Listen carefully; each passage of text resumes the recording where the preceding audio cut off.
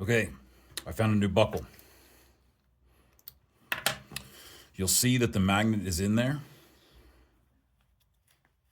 and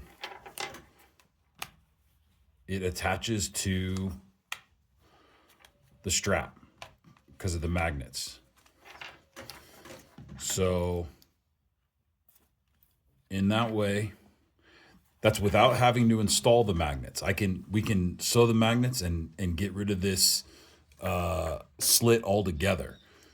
The magnets will fit into the buckle without installation, and they'll allow for on-the-fly tightening.